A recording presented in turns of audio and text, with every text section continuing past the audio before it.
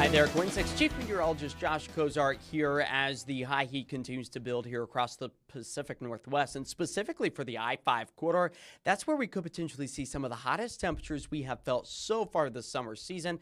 We're talking maybe our first round of triple-digit heat, a very real possibility as we start to work our way through the next several days or so, as the high heat is expected to take us all the way into the weekend before we start to get a bit of a weather pattern shakeup. But we've gone ahead and issued a KOIN 6 weather alert.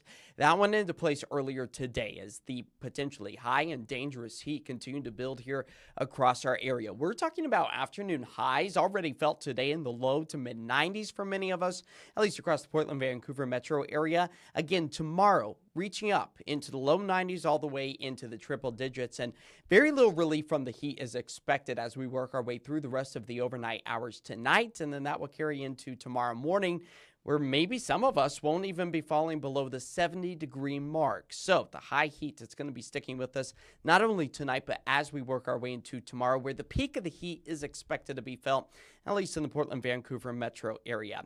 Overall, thank you for joining us here for this special message as we are really trying to prepare everybody for the excessive heat to once again return to the Pacific Northwest. Yes, I know it's summertime. Yes, it's supposed to be hot, but these are temperatures that are well above average for this time of year. We should be hovering in towards the low 80s. So that's why we're really kind of pushing this KOIN 6 weather alert. The National Weather Service out of Portland also issuing a weather, or I should say heat advisory that is in place all the way through 10 o'clock tomorrow night, just in preparation for these extreme temperatures to once again return to our area. So that's why we're really kind of pushing and letting everybody know exactly that this heat is here, and it is here to stay, at least for the next 24 hours. A live look out over downtown Portland as we are baking in the summer sun right now. Many of us across the Portland, Vancouver metro area still hovering in towards the low 90s, even within the 7 o'clock hour. A few of us were talking about Tigard, Wilsonville, Westland, all kind of falling back into those mid 80s, which is still above average for this time of year.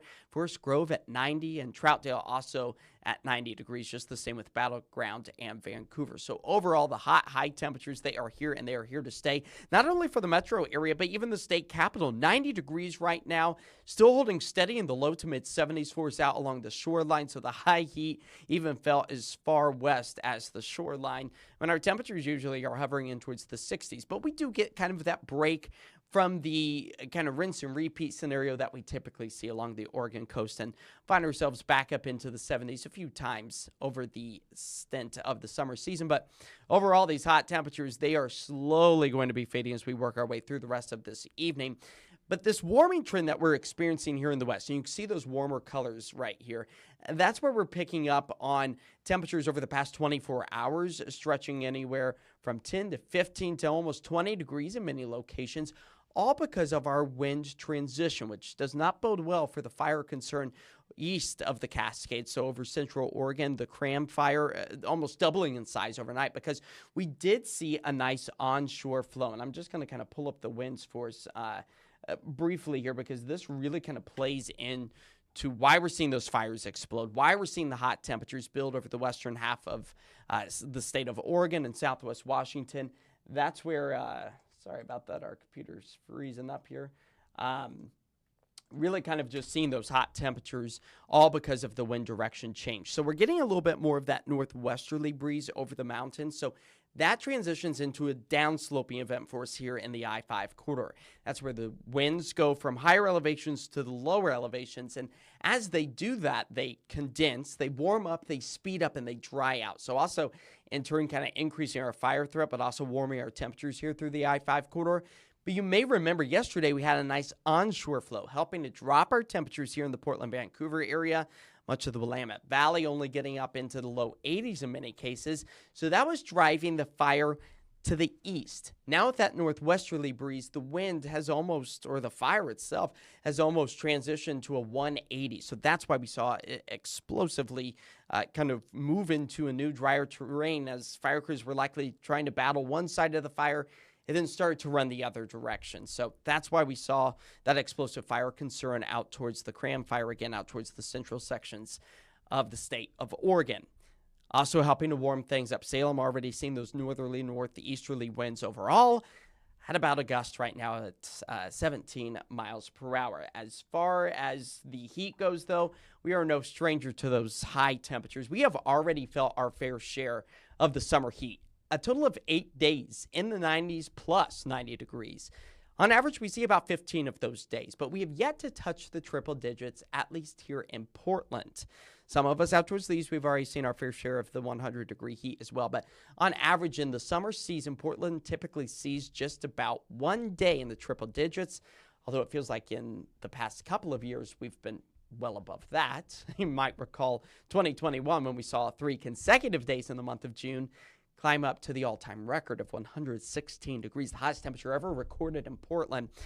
But again, 0 days so far this summer season that we have touched the triple digits, and we might be nearing the corner of where we could add a tally mark into that bank, all while the number of rain-free days continue to pile up. A grand total of 18 for us here in the Rose City. Our rain deficit growing to over 3/10 of an inch, last picking up just 1/100th of an inch back on June 27th of last month. Unfortunately, no rain is in sight for us here across the Pacific Northwest, as our temperatures right now are sitting in the low 90s. That's where we expect to hold on to those clear conditions through the remainder of the night. But I had mentioned the National Weather Service issuing that heat advisory. That's where we could climb up to about 92 degrees to 100 degrees.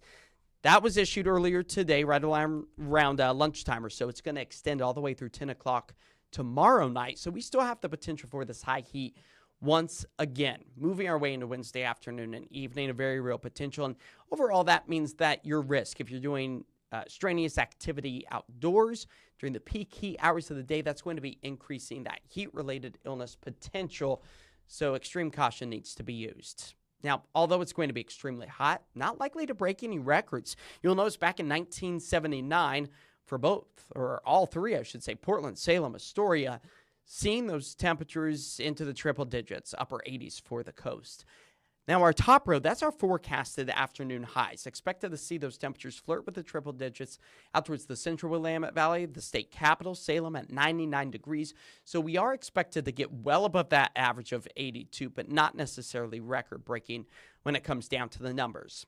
But Portland itself, maybe even Salem itself, potentially warming slightly greater than what we're forecasting. That is because of something that is called the urban heat island effect. Keep in mind, you have all of those buildings, the concrete, the asphalts, the cars, everything's soaking up that summer sunshine and heat, and it really kind of traps it near the surface. So that means urban areas have the potential to feel a lot hotter than what is forecasted, as opposed to, say, the outskirts. We're talking maybe wine country, only getting up into the low to mid-90s. So just kind of take these numbers with a grain of salt. We'll be well above this tomorrow. But it just kind of shows you that the heart of those city locations have the potential to see the highest temperatures as we work our way into Wednesday. So once you get more trees, grass in the mix, that's where those temperatures are expected to be, likely on the cooler side for us. But again, it's the heart of the city. We could touch the triple-digit numbers. But our official numbers, they always come out of the airport where it is a little bit more grassy. We have some water as well with the Columbia River. So just kind of keep all of that in mind. Depending on where your location is, maybe even where your own thermometer in your backyard is located, could really determine where your temperature is going to be sitting. Overall, though, the afternoon highs climbing up well above 90 degrees in many cases, and that means extreme danger for the back seat of your car. Always maybe just take a second glance, making sure that the kiddos aren't in the back seat, your four-legged friends aren't, the elderly, or really anybody should be in the vehicle. Even if you say, I'm going to leave the car running, I'm just going to be stepping away for a few moments. It takes 10 minutes for the interior of your vehicle to skyrocket to almost 110 degrees when it's only 90 degrees outside. So these temperatures could potentially be devastating and deadly. So take a double check in the back seat as we move our way into the peak of the heat.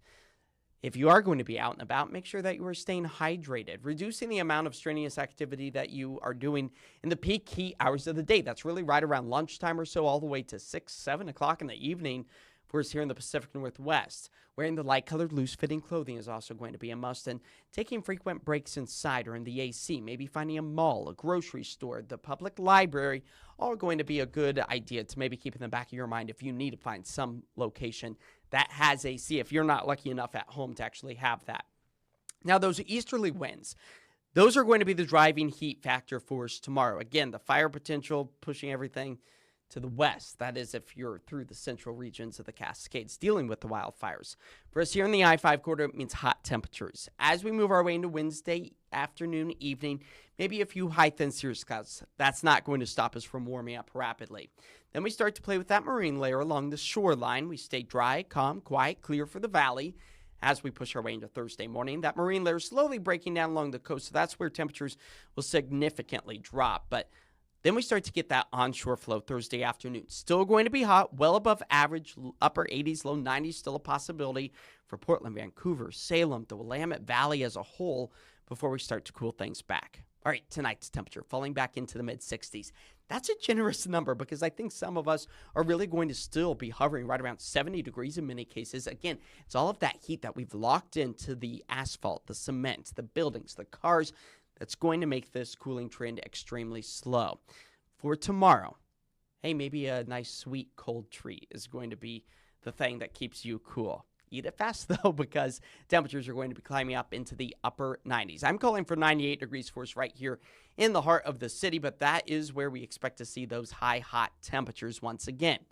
If you live out along the coastline, temperature's still going to be hot for you. Starting the day off with a few clouds, that quickly mixes out. Sunshine returns, highs approaching 80 degrees anywhere from Tillamook to Seaside out towards Astoria. Again, not record-breaking, but well above the average. And that's where we turn our attention to the I-5 corridor, picking up on those highs in the upper 90s. I would not be surprised if a few triple digits are sprinkled in. Again, keeping that KOIN 6 weather alert in place. Summer heat, fire danger, still alive and well out towards the east. Up in elevation, the same. Government camp, 4,000 feet, still excruciatingly hot, triple digits almost for the Dalles, as our 7-day forecast again shows that one round of the high heat potential, keeping that KOIN 6 weather alert with a forecasted high of 98 degrees. Then we see temperatures cool slightly. Yeah, 91 degrees. That's a cool down, comparatively speaking, to 98 that we expect to see on Wednesday. And then we'll hold on to those sunny skies through the end of the week, still above average. But by the time we get to Portland Pride Saturday, the fun all happening along Tamakawa Waterfront Park should be picture perfect with a few more clouds in the mix. For the parade, well, that maybe is where we expect to see temperatures in the 70s. Although with that increase in cloud coverage, I am anticipating it to be slightly on the muggier side for many of us. So just kind of keep that in the back of your mind. If you're planning your outfit or staying hydrated, drink plenty of water Saturday. If you're going to the parade on Sunday, as so many of us here at KOIN 6 News are going to be doing, and those temperatures sitting closer to what is typical for this time of year. Then we start to break down that cloud coverage, return a little bit more of that sunshine. Highs begin to warm again in the mid-80s. And kind of looking past our 7-day forecast, we could be getting back up into the mid to upper 80s as we move our way into the middle and end of next week. But overall, we just got to get through our Wednesday before we really start to cool things down. That is going to be the break from the extreme heat force here in the Pacific Northwest. Of course, you can get the latest weather updates always by downloading the PDX weather app that's produced by us here at KOIN. You can also head over to KOIN.com where the latest weather, news, and sports updates, because, hey, the Portland fire now back in the mix officially. You can get all the latest information there on our website or our KOIN News app. And, of course, we'll get the latest updates for you on KOIN Plus, our new streaming service, and also over at the Portland CW, starting at 10 o'clock for The 10 with Anthony Costura and myself, and then also at KOIN 6 News tonight at 11 o'clock on CBS. We'll catch you there. Stay cool, everybody.